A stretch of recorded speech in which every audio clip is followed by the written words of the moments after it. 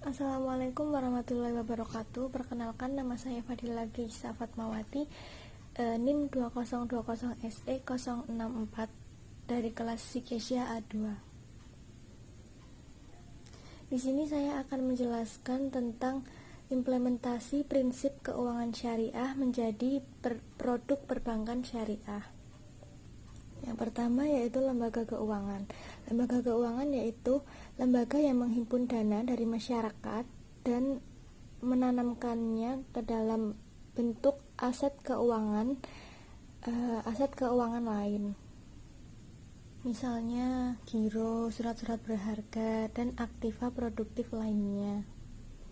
Yang termasuk dalam lembaga keuangan adalah bank dan lembaga non-bank atau financial institution. Yang selanjutnya yaitu lembaga keuangan syariah atau disingkat dengan LKS. Lembaga keuangan syariah merupakan lembaga keuangan yang menerapkan prinsip operasionalnya berdasarkan syariat Islam. Lembaga keuangan syariah ini telah ada dan berkembang dengan pesat, tetapi dalam kontribusinya belum berkembang dengan pesat. Di Indonesia terdapat varian dari lembaga keuangan syariah yaitu bank syariah dan pegadaian syariah. Lembaga keuangan syariah sebagai lembaga keuangan dengan prinsip syariah yang awalnya hadir sebagai pilihan sekaligus solusi untuk umat muslim yang ingin terhindar dari praktek bank atau lembaga keuangan konvensional yang menggunakan praktik bunga bank. Penyelenggaraan lembaga keuangan syariah atau LKS berarti jawab secara syariah untuk menjaga tidak hanya praktik saja, tetapi dalam LKS itu bebas riba, tetapi juga harus bebas dari unsur-unsur masyir, gharar, haram, riba, dan batil. Masyir yaitu tidak berbahaya dan tidak membahayakan, sedangkan gharar itu berarti penipuan, haram, melakukan sesuatu yang melanggar syariat Islam, batil yaitu salah atau bertentangan dengan hukum. Lembaga keuangan syariah terdiri dari dua lembaga yaitu bank syariah dan non-bank syariah. Lembaga non-bank syariah diantaranya adalah asuransi syariah, pegadaian syariah, reksadana syariah, pasar modal syariah, BPRS, dan juga BMT. Prinsip-prinsip sistem keuangan syariah. Yang pertama yaitu pelarangan riba. Riba dalam bahasa Arab didefinisikan sebagai kelebihan atas sesuatu yang akibat penjualan ataupun peminjaman. Yang kedua yaitu pembagian risiko. Yang ketiga yaitu menganggap uang sebagai modal potensial. Yang keempat yaitu larangan melakukan kegiatan spekulatif. Yang kelima, kesucian kontrak atau kontrak yang jelas. Yang keenam yaitu aktivitas usaha harus sesuai dengan syariah. Prinsip hukum perbankan syariah. Yang pertama yaitu prinsip kepercayaan, yang kedua adanya prinsip kerahasiaan. Tujuannya untuk melindungi kepentingan nasabah bank agar terlindungi kerahasiaan yang menyangkut keadaan keuangannya dan data pribadi nasabah atau kepentingan pribadi nasabah. Yang ketiga yaitu prinsip kehati-hatian, yaitu bertujuan untuk melindungi dana masyarakat yang dipercayakan kepadanya. Yang keempat, prinsip mengenal nasabah. Yang selanjutnya yaitu produk dan jasa perbankan syariah. Yang pertama yaitu tabungan syariah.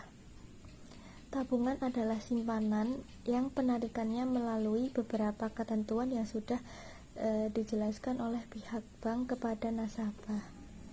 Sarana penarikannya bisa menggunakan buku tabungan, spil ATM, atau spil penarikan, dan melalui internet banking. Ciri khas tabungan syariah adalah menerapkan akad wadiah. Yang kedua yaitu deposito syariah atau tabungan berjangka. Deposito syariah atau tabungan berjangka banyak dipilih oleh masyarakat untuk berinvestasi. Deposito adalah produk simpanan di bank yang penyetorannya atau penarikannya dapat dilakukan pada waktu tertentu saja. Bisnis atau investasi yang dijalankan oleh bank tersebut harus masuk dalam kategori halal menurut Islam. Deposito syariah ini menerapkan akad mudharabah. Yang ketiga yaitu gadai syariah atau rahn. Akad gadai syariah yang dipraktikkan pada PT Pegadaian adalah meminjamkan uang kepada nasabah dengan jaminan harta yang bernilai dan dapat dijual. Uang yang dipinjamkan adalah murni tanpa adanya bunga. Dalam praktiknya, barang yang dijadikan jaminan akan dijual untuk menutupi utang manakala pemberi gadai telah dikonfirmasi. Yang keempat yaitu giro syariah.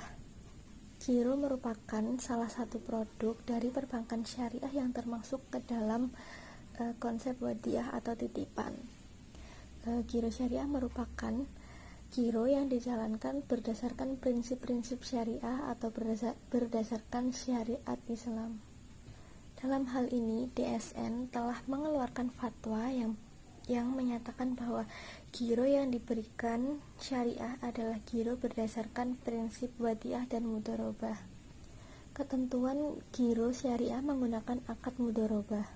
Yang pertama yaitu nasabah bertindak sebagai shahibul mal atau pemilik dana dan bank bertindak sebagai mudharib atau si pengelola.